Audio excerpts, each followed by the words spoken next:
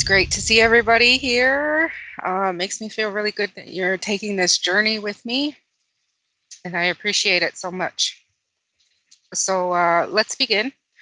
Ani Bojo, Niganaskwe, Indigenous Cause, Deshkan Zibing, and Dunjaba. I just want to say thank you for being here with me today, and we're going to get started. So today we're going to be talking about decolonization. This word has been in the media a lot, along with truth and reconciliation, and murdered and missing Indigenous women and girls. I don't know more. It's a buzzword, and it's been out there. I think really for me, it's been out there for the past 10 years that I've been aware of it.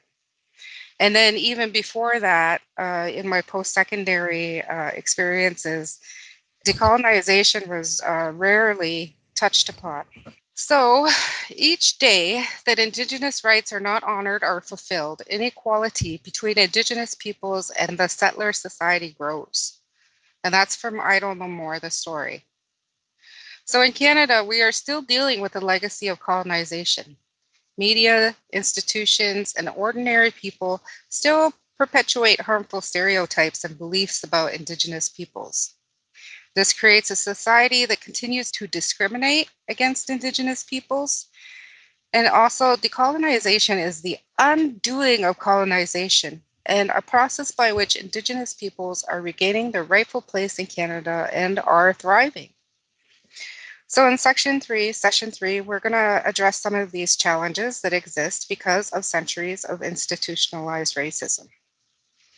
So in section 3, you're going to learn about stereotypes, microaggressions, cultural appropriation, taking back control, Indigenous rights, title, self-determination and government, decolonization, and reconciliation. That's a lot. I mean, even when I was going through this section and the previous sections, it's a lot for anybody to take in. So don't be overwhelmed by it. I know it's easy for me to say, but it's a process, and you have this information now. You're going to have this information now, and it's going to help you in this journey.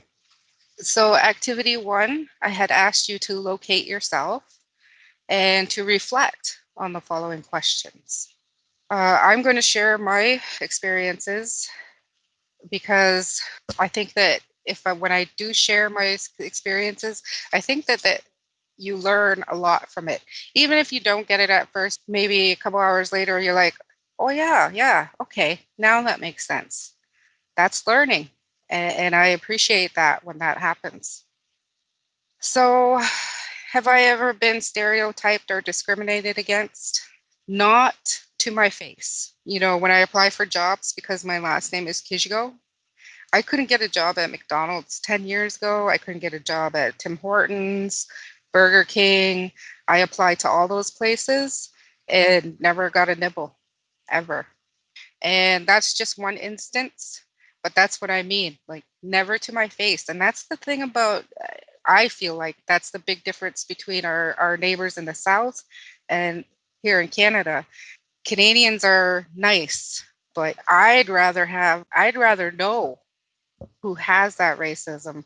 In the States, they're not too shy about being racist. They're not too shy about sharing those racist ideologies or how they grew up learning that stuff, learning racism, learning systemic oppression. So the next question is, if yes, what were the short-term consequences? So when I was applying for those jobs, of course, 100%, I don't know if that was the reason or not.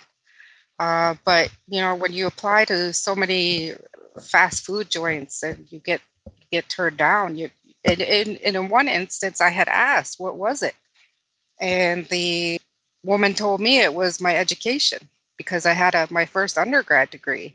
I was too educated. So I thought she was lying. But again, so the short-term consequences of that took a hit to my self-esteem. Am I ever going to be good enough to work in mainstream society? Will I be able to contribute to my neighborhood, to where I live, my territory?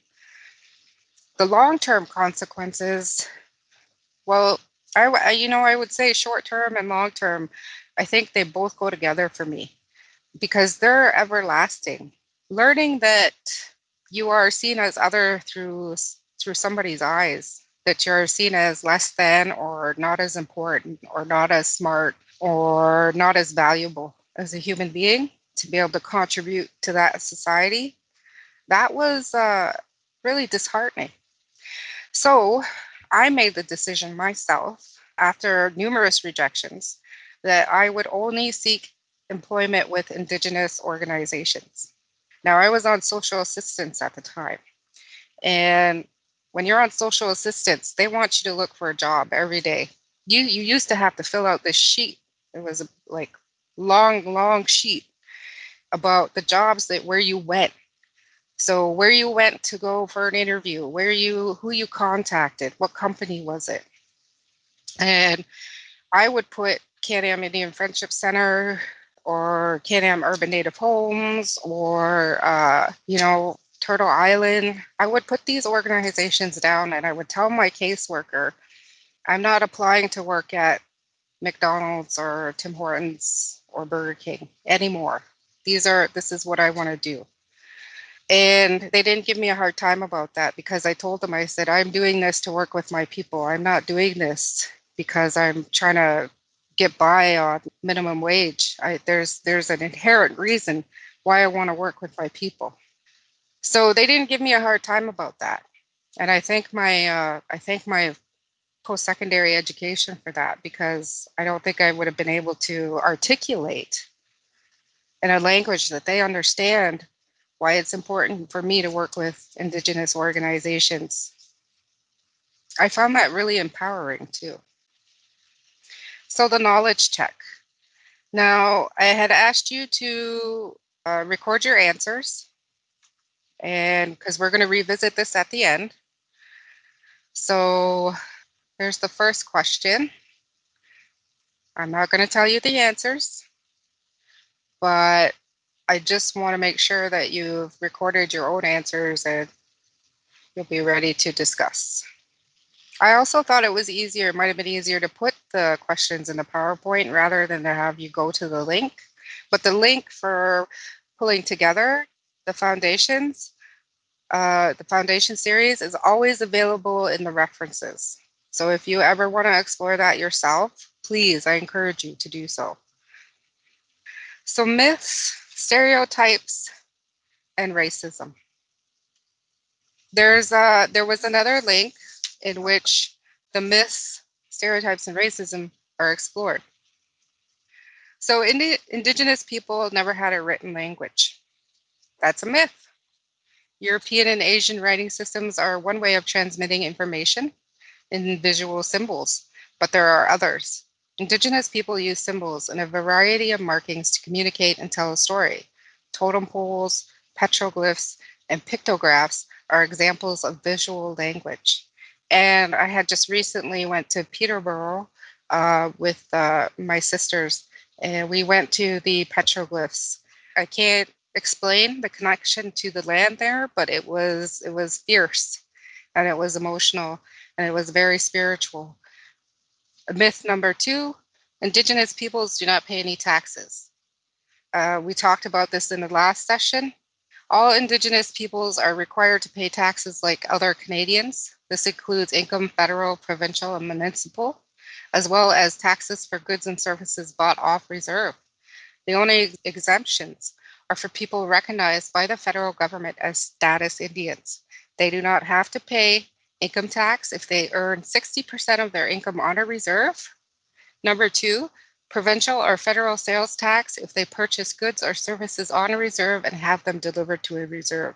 So if I were to go buy a car, for example, even here in Windsor, I don't pay PST because I'm a status Indian and I have the status card, and I don't want to pay the GST. So I'm going to have them deliver that car to my reserve so I don't have to pay that. That's usually what happens, at least when you're buying a car, in my experience. Everything that happened to Indigenous people happened so long ago, they should just get over it. 1996 was the last residential school, the last one to close. That's not long ago. And Indigenous peoples, we're still dealing with the effects of colonization. I mean, even today, it's evident at the University of Windsor. They've been making steps towards reconciliation, but there's gaps in there that we have to address. And I've said this before. Yeah, it doesn't feel good. It's going to make some people feel yucky to address these things, but they have to be done. Indigenous people are all the same. There's over 600 nations in Canada alone. We're all diverse in our language, culture, and traditions. There's over 36 or 40 languages that are distinct from one another within those nations. Another one, Indigenous cultures were very primitive. No, we had very complex systems that dealt with health, education, economics, governance. We had a system in place. And it was such a good system that Americans used the Haudenosaunee Confederacy, the Iroquois Confederacy, sorry, as a way to guide their own constitution. Not a lot of people know that either. Indigenous peoples get free education and free housing. We talked about this previously. It's not free. So some are eligible for post-secondary funds, but there's a waiting list. And it depends on how big your band is, how the nation that you come from, where you're registered as an Indigenous person. It depends on how big that membership list is. You might be on a waiting list anytime from 1 year to 2 years before you might get funding.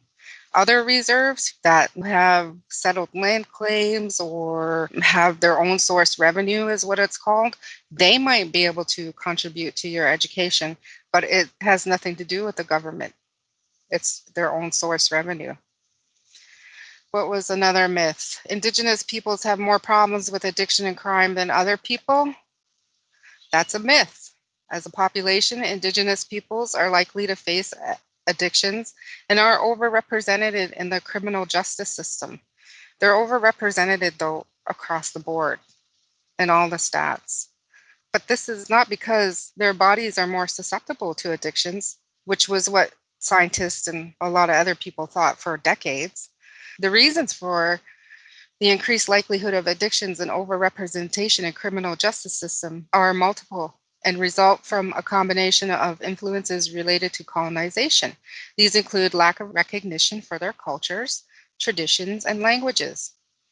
There's government policies, racism, discrimination, and stereotyping. There's a breakdown in the family structure, and we talked about that, especially specifically surrounding the child, the children. Once you take the children away, what's the purpose for those adults in that nation?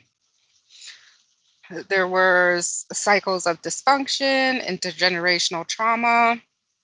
In large cities, there are more police officers in poor neighborhoods, and if Indigenous people are poorer than most Canadians, and statistically they are, then they are more likely to come in contact with police officers or the criminal justice system. In addition, once in the criminal system, Indigenous people face further discrimination as a result of lack of understanding and cultural differences that lead to institutional bias and racism. They are therefore more likely to be convicted and given longer sentences. Indigenous youth were not affected by residential schools or colonization. That's a myth. Colonization has a lasting effect on Indigenous communities, including the breakdown of the family structure, poverty, depression, addictions, intergenerational trauma, and post-traumatic stress disorder.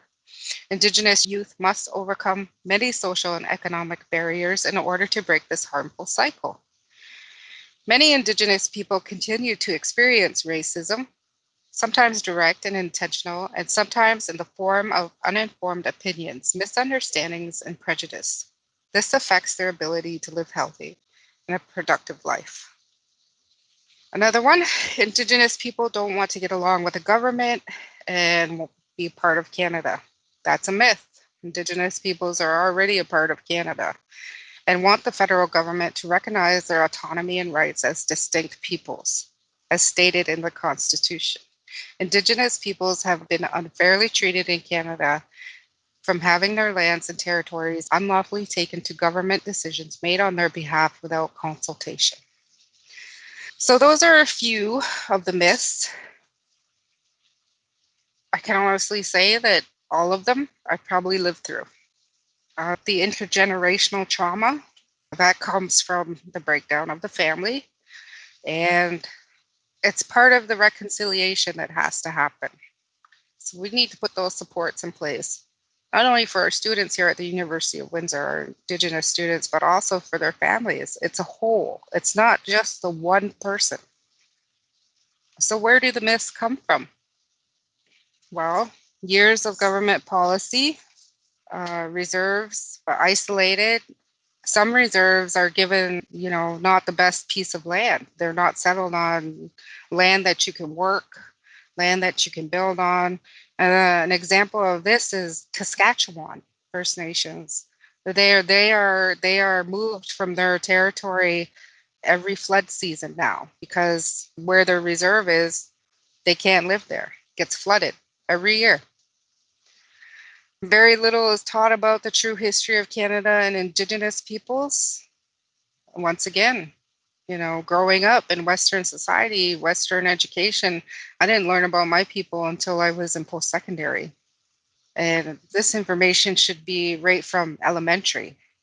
Of course, it should be taught age appropriate, but kids are smart.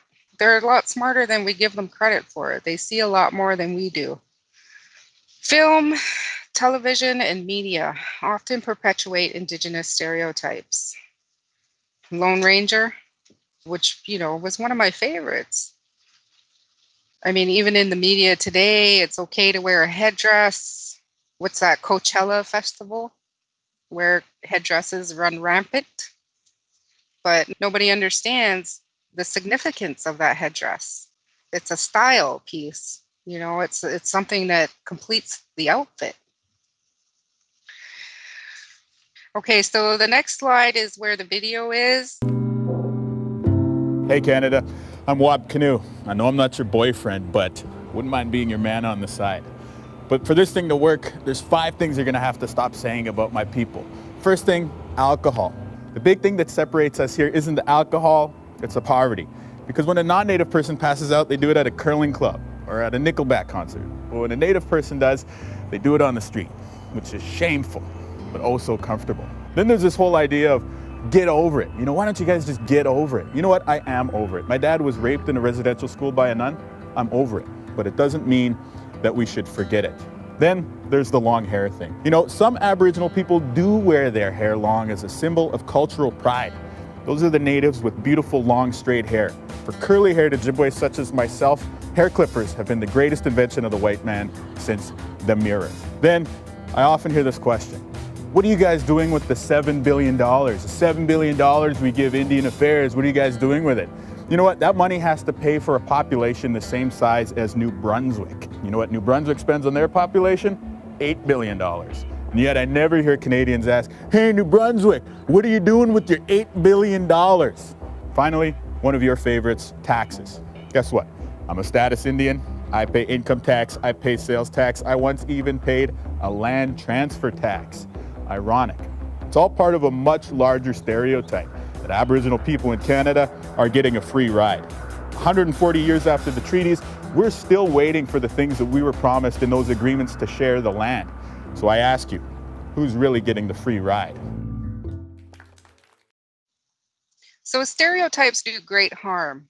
Whether you're Indigenous or non-Indigenous, you will often hear negative stereotypes about Indigenous peoples, but you might not always have enough information to see past the stereotypes and see past the racism to find the truth. The Canadian school system has contributed to these stereotypes as very little is taught about Indigenous peoples and their real history.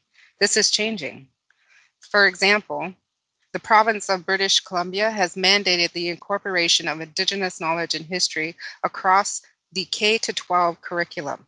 Now, I know here in Ontario, there's been a push to have grade 11, Indigenous Studies.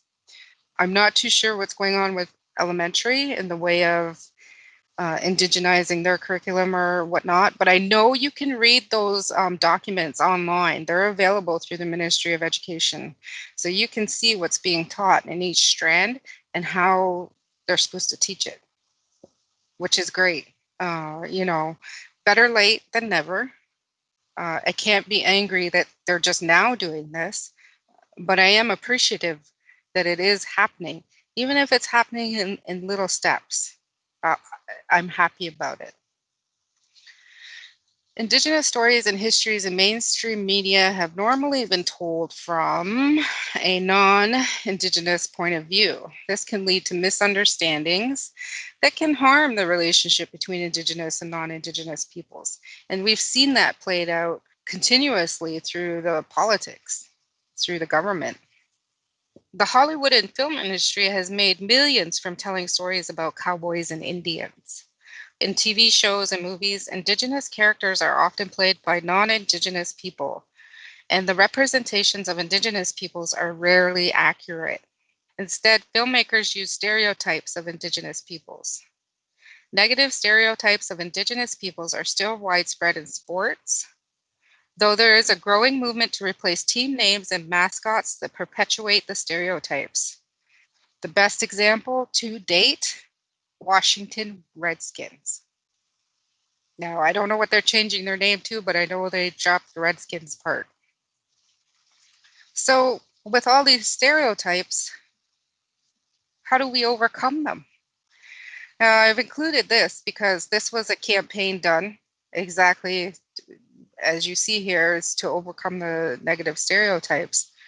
So, this is Negan Sinclair. This is Murray Sinclair's son, a successful speaker in his own right, very educated, very respectful young man.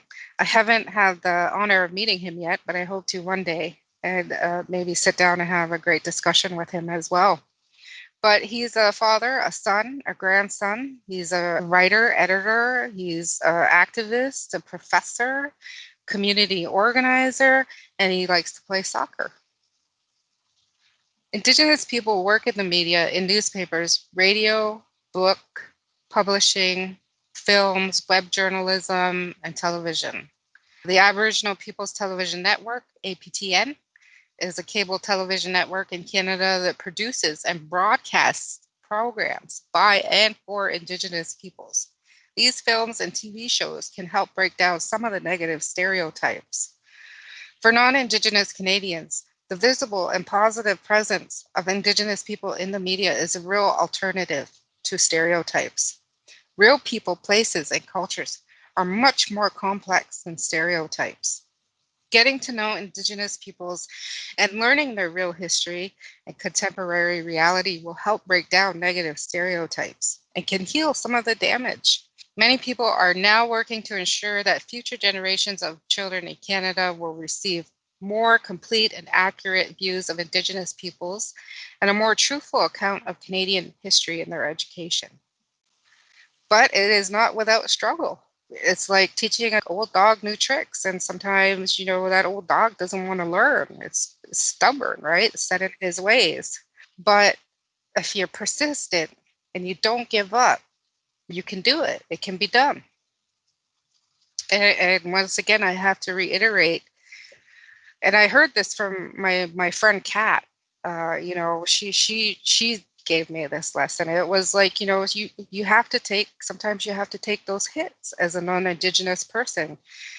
I've been in Western education my whole life, and I've taken hits upon hits upon hits, and here I am sharing this information with you, this knowledge with you. I have nothing but love in my heart that, the information I'm sharing with you is good and kind, and that we're all going to benefit from it one way or another. Microaggressions. So, this term is used to sometimes describe insults, dismissals, or casual degradations to a dominant culture. Again, I see non-Indigenous women wearing headdresses, and at first, when I was young, it would anger me. It would make me so angry to see that because I don't even have an eagle feather yet. And, these women are walking around with headdresses. And it was frustrating at a point. But I had to take that and I know Creator was teaching me something from that. And he was teaching me to be patient. A lot of his lessons for me are about patience. So many Indigenous people experience microaggressions on a regular basis. They are often statements that repeat or affirm stereotypes about Indigenous peoples or subtly demean them. They position the dominant non-Indigenous culture as normal and the Indigenous culture as abnormal, or I would say as not as valuable. There is expressed disapproval of or discomfort with Indigenous peoples. They assume all Indigenous peoples are the same. They minimize the existence of discrimination against Indigenous peoples. They deny the perpetrator's own bias towards Indigenous peoples. And microaggressions minimize real conflict between Indigenous peoples and the dominant non-Indigenous culture. So I included this cartoon because I thought this was a good example of it, because the guy's like, I'm honoring you. There's no honor in any of that. Warrior, savages, go savages, kill them. There's no honor in nothing. But this is the reality. This is I see it. I see it at sports events, whether it's you're going to your town baseball tournament or on the worldwide stage with Washington Redskins, more closer, well, not closer to home, but the Edmonton Eskimos. They're changing their name, I think, as well. So it's there, it's insidious, right? And we don't know the impact that it's having because nobody ever talked about it before. And when Indigenous people did talk about it, we were told to get over it. Cultural appropriation is probably one of the more visible ways that you see a microaggression happening. And I know there's a lot of questions around cultural appropriation. So, for instance, if you go to a powwow or if you buy something Indigenous and you wear it, let's say I gifted you a ribbon skirt and you're not Indigenous, you don't know if you're allowed to wear it. I gifted it to you so that you could wear it. As long as you don't take that skirt and turn around and sell it and say you made it, that's appropriation. But if I gift that to you, that's for you. It's a way of building relationships. So, cultural appropriation is the adoption or the use of culturally significant items by someone from another culture. Again, the headdress. That's the strongest example I can think of. At a time when this is where part of my frustration comes from, because at a time when we were me and my people were told you can't be Indigenous, you can't be Indian, we have to take the Indian out of the child, we have to kill the Indian in the man, and then white people, non-Indigenous people are allowed to dress up like us and celebrate it. That's not right. That's not right. The magazine cover, again, I love this artist. I love his music. I love that he's able to produce original music. But what I don't love is this cover on this magazine, because how did Pharrell earn that headdress? He didn't. It's a fashion statement. I believe he apologized for that, though. A man cannot be educated unless he lives and works in a community which is culturally and socially vibrant. He needs his traditional way of life as a backdrop and as a basis upon which to grow. Combine this with the need for other tools, such as native languages and traditional institutions, which are essential for proper development and growth. And that's from Billy Diamond from the Cree Experience. Taking back control. So this is Harold Cardinal. He's one of my heroes. He was in his 20s when he went to the typewriter and began pounding keys in anger and disgust. He fired back with the unjust society. It forced the government to retreat, and Dr. Cardinal followed up with the red paper. In the aftermath, he personally engaged in some of the first ever meetings held directly between a Canadian cabinet and Aboriginal leaders. He was the recipient of the Inspire Lifetime Achievement Award in 2001. So the red paper that he did was a response to the white paper. And if you don't know what the white paper is about, I can't go into it here. It needs a whole session by itself. It's like the Indian Act almost. The white paper was written to essentially take everything, the treaties, anything that was agreed upon, and revamp it and make Indigenous peoples Canadian citizens without any special rights or inherent rights recognized. Harold Cardinal came back with the red paper. It was his response to that said, no, no, no, no. You're not going to write this paper and tell us how to be Indigenous and tell us how to run our nations and tell us how to be sovereign. I suggest that you research that. It's really fascinating. So, as we've seen in the past, the government of Canada has unilaterally enacted laws and policies that have adversely affected Indigenous peoples. This continues to happen. However, Indigenous peoples have been pursuing recognition of their rights and title and self-government. Some have done this through treaties, the courts, and negotiations. Increasingly, Indigenous peoples are taking back control over the decisions that affect them. I had it in my mind from the early 70s that our best choice was to get entrenched in the Constitution and have them recognize our rights in the highest law of the land. Then they couldn't take it out. This is my cousin, Delbert Riley. He was chief of Chippewa-Tams First Nations. I can't remember which years. He's still very active. He was directly involved, as he says in his quote. He lobbied for that. He's also written a book. It's published. I don't know if it's been released yet. I'm still waiting for my copy, so I don't think it has been. But my dad's in it, and their adventures when they went to Beale High School in London. So I'm super excited to read about that. I hope to bring him in at one point so that you all can meet him. Indigenous resistance. Although they've had serious consequences, the laws and policies stemming from the Indian Act did not succeed in destroying all Indigenous traditions. Indigenous peoples have always fought against the Indian Act and for their rights. They continue to practice their culture underground and have found new ways to avoid persecution. They've organized against residential schools and won court victories and an official apology from the government of Canada. Indigenous peoples have continued to raise their children to be proud of their culture and identities and to resist assimilation in their everyday lives. Idle No More. A well-known recent response to colonization was the Idle No More movement.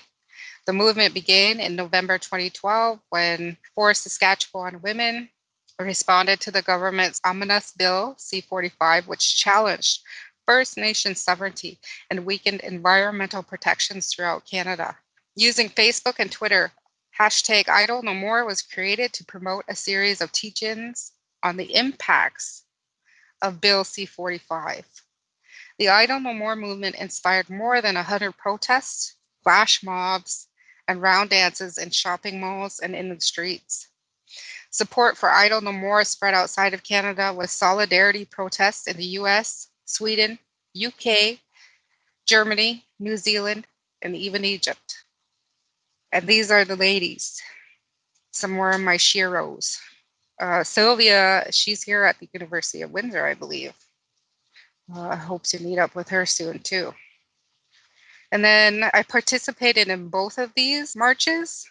So this one is from Windsor. Fabulous day. This one is from London. We walked from Oneida Reserve, which is about 20 minutes away from London, to downtown London. And I remember thinking at the time, holy mollies, this the energy from being there, from being a part of that. It's just, it sits right here in my chest, within my heart. And I'm just so honored I was a part of that. So some key terms: Indigenous rights, Aboriginal title, self-determination, and self-government. Indigenous rights, what does that mean? So these are collective rights that flow from the fact that Indigenous peoples continuously occupied the land that is now called Canada. They are inherent rights, which Indigenous peoples have practiced and enjoyed since, I would say, time immemorial. In Canadian law, Indigenous titles and rights are different from the rights of non-Indigenous Canadian citizens. Indigenous titles and rights do not come from the Canadian government, although they are recognized by it. They are the rights that come from Indigenous peoples' relationships with their territories and land, even before Canada became a country, and from an Indigenous social, political, economic, and legal systems that have been in place since time immemorial. Aboriginal title means it is the inherent right of Indigenous peoples to have access to their land and waters. It is recognized by common law. This inherent right comes from the long history Indigenous peoples have had with the land. Inherent means nobody can take that away. Self-determination. So the Assembly of First Nations describes self-determination as the nation's right to choose its own government and decide its own economic, social, and cultural development. Today, Indigenous peoples are exercising their Indigenous rights entitled for self-determination and benefiting from the wealth and resources of this land, now called Canada. That's only happening for a few Indigenous nations. Those ones that are situated where the land is not good, where you can't farm or you can't have your own source revenue, those nations are still struggling. Self-government. What does self-government mean? This means that First Nations can take control of and responsibilities for decisions affecting them. Self-government can take many forms. It can include making laws and deciding how to spend money or raise money through taxation, delivery programs, and build economic opportunities. First Nations governed themselves for thousands of years before the arrival of settlers. Their governments were organized to meet their economic, social, and geographic conditions and needs, and were shaped by their cultures and beliefs, also shaped by the land that they were on. First Nations governments were weakened by policies, the Indian Act, that imposed settler laws and forms of government. Under the Indian Act, the Canadian government created Indian bands and councils to administer and provide services to their memberships and made aspects of traditional Indigenous government illegal. First Nations are in the process of nation rebuilding and asserting self-government. So an example, just recently, and I don't know if many of you heard about this, but it's been in the media. Wapu Island, Bequaishwanang, their elections are coming up. So their nominations came in. A member there nominated Sir Paul McCartney and Ryan Reynolds for chief. The reasoning behind this is because this member wanted to see if people were paying attention. They also wanted to bring attention to the Indian Act and how it structures governance. Anybody can be nominated to be a chief of a First Nations reserve. That doesn't even make sense in my head. So I thought it was a brilliant way to bring attention to how that loophole is so ridiculous that you can nominate anybody to be chief. Doesn't even have to be Canadian, doesn't have to be Indigenous. You can nominate anybody. And as far as I know, Ryan Reynolds and Sir Paul McCartney are still on the ballot. And unless they phone in themselves and say, take my name off the ballot, their name will remain on there. Very interesting. So, and this is something my grandma used to say too. And I was pleasantly surprised when I read this. We know there are no boats waiting in the harbor to take all of the non-natives back someplace. We know people are not going to get on planes and say, oh, well, we didn't get this country, so we will go somewhere else. The non-natives are going to be here after negotiations, and so are we. What I want to leave behind is the injustice. I wish we could start again. And that's from Stephen Lewis. He's a former lieutenant governor of British Columbia, former provincial court judge, and a former chief of his nation. My grandma used to say the same thing. Non-native people are here. They're not going nowhere. We got to learn to work with them. And the sooner you learn how to do that, the farther you'll get. I didn't understand what she was saying at the time, but I understand it now. So I've included this because I wanted you to see indigenization and transformative decolonization. It's just like a visual graphic. There's a lot going on here, but these are all, I agree with this graphic. That's why I included it. Indigenous methodologies, protocol, listening, observing, storytelling, education, who we are, where did we come from? And as we center ourselves around all of this, decolonization, it's not pretty. Look at it. It's not organized. We, but we've got the tools to do it. We've got the knowledge to decolonize, and it's possible. So what would it look like? It would mark a fundamental change in relationship between Indigenous and non-Indigenous peoples. It would bring an end to the settler effects on Indigenous peoples with respect to their governments, ideologies, religions, education systems, cultures. Decolonization requires an understanding of Indigenous history and acceptance and acknowledgement of the truth and consequences of that history. The process of decolonization must include non-Indigenous people and Indigenous peoples working toward a future that includes everybody. Canadian citizens must acknowledge that the Canada we know today was built on the legacy of colonization and displacement of Indigenous peoples. Decolonization must continue until Indigenous peoples are no longer at the negative end of socio-economic indicators or overrepresented in areas such as criminal justice or child welfare systems. For Indigenous peoples, decolonization begins with learning about who they are and recovering their culture and self-determination. And that's what it was for me. Many Indigenous peoples have difficulty understanding different aspects of or perspectives on Indigenous knowledge. It's a difficult process and it's going to take time. For as long as it took for residential schools to do the damage they did, it's going to take just as long to undo that damage. And this is going to require perseverance. Yes, we get tired. Yes, we get exhausted, but we have to keep going. There's 7 generations coming up that I have to make sure that they have a safe space where if they want to go to post-secondary, they're welcomed, they're represented, they see themselves reflected back, their space for their traditions, for their language. Those are the things that I want to leave behind for the next 7 generations. It's also a process of healing. Colonization, did a lot of damage. So moving away from a place of anger and loss so that we can thrive. Continuous reinforcement and rediscovery of Indigenous language, cultural, and spiritual practices empowers people to move forward in their growth as proud Indigenous citizens.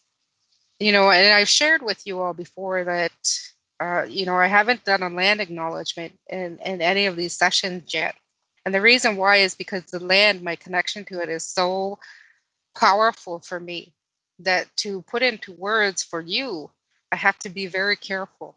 And it has to mean something. And it's not just I'm doing lip service for you or I. And I thought that this quote by Eve Tuck and Wayne Yang was just summed it up perfectly. Until stolen land is returned, critical consciousness does not translate into action that disrupts settler colonialism. So here's a quote from I Don't Know More, the story. Each day that Indigenous rights are not honored or fulfilled, inequality between Indigenous peoples and the settler society grows. So what that means for me is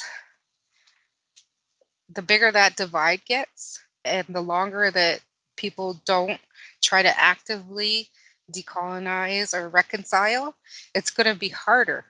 The bigger that gap gets, it's going to be harder to come back together. And that's why it's so important that the treaties, land claims, all those things, they have to be honored. Reconciliation. Reconciliation is an important part of the process of decolonization. And it requires that Indigenous peoples tell their stories and that they are heard. And I've been sharing my stories with you, and I want to thank you all for that, for listening. And it requires a shared understanding of our common past and a shared vision of the future. And out of that, an important step to reconciliation was the Truth and Reconciliation Commission of Canada, the TRC. And it was created in 2007 as a part of the Indian Residential School Settlement Agreement. The TRC was inspired by the Truth and Reconciliation Commission of South Africa. That was something that I didn't know. This was something that I had just learned. So, what can you do? People always ask me what they can do or how they can help, or, is it okay if they do this or is it okay if they do that? And, for the most part, my usual answers are along these lines. So I encourage you to read the Indian Act, read the white paper, the red paper, visit your friendship center, read the calls to action from the Truth and Reconciliation Commission, take a course or a workshop on Indigenous peoples and history and culture, form a group within your work team to talk about Indigenous issues, and participate in events such as the Walk for Reconciliation and National Indigenous Day activities. Now, these two things are not specific to Windsor, but Windsor does have, I believe, Michelle Naughty and Bev Jacobs, they had recognition for the murdered and missing Indigenous women and girls, the Red Dress Campaign. So you'll see the Red Dress Campaign, I believe last year it was in front of Odette and around that area. There were little cards explaining what that was. So even just taking time out to learn what that is about, right? That helps. That expands your knowledge and it might even encourage you to investigate more about Indigenous peoples in Canada. So it's important to note that Indigenous peoples need allies and not people to tell them what to do or to direct and benefit from Indigenous issues and challenges. We need to work together and support each other to make a place where all people are valued and included. Reconciliation is a very personal journey and one in which all Canadians must play a part. Absolutely, absolutely. So here we are at the knowledge check again. This is where I give you the answers. Cultural appropriation is when somebody takes an image, symbol, idea, song, dance, and so on from a group of people that they are not a part of and uses it or claims it as their own to advance themselves or their product. It is done without permission from or respect for the group. So if you had cultural appropriation, give yourself a check mark. Which of these are true? Well, they're all true. So if you got number 5, give yourself a check mark. What was established on June 2nd, 2008 and completed in December 2015 with the overarching goal of documenting and acknowledging the experiences of residential school survivors while working toward reconciliation between Indigenous and non-Indigenous people. And if you said the Truth and Reconciliation Commission, give yourself a check mark right on. And the last one. Decolonization is a process by which Indigenous peoples are reclaiming their identities, land, and ways of being and knowing. If you got that right, give yourself a check mark. So the conclusion is that we've reached the end of this foundation series. You should have an understanding of what colonization means and how the history of colonization has affected and continues to affect Indigenous peoples today. As stated at the beginning of the session, this is not a definitive resource. It is a start for lifelong learning and to position yourself within Indigenous Canadian relations. The work of deconstructing and reconstructing is a shared process. It's shared. So it's not solely for one First Nations, Métis, and Inuit peoples to tackle. It is a shared responsibility to rebuild relationships and create lasting partnerships and alliances. And I'm sorry about the references. I didn't put the right slide, but they're all there. They're just not done APA format. I'm sorry about that. And I just want to say thank you again for taking this journey for me. I will be designing the next series so that it's specific to this territory, but the next series is leaders and administrators. So putting that together for you all to share, and now is the time to have a discussion. You're all very welcome. I appreciate you all, and I'm glad you're all on this journey with me. Thank you. Miigwech.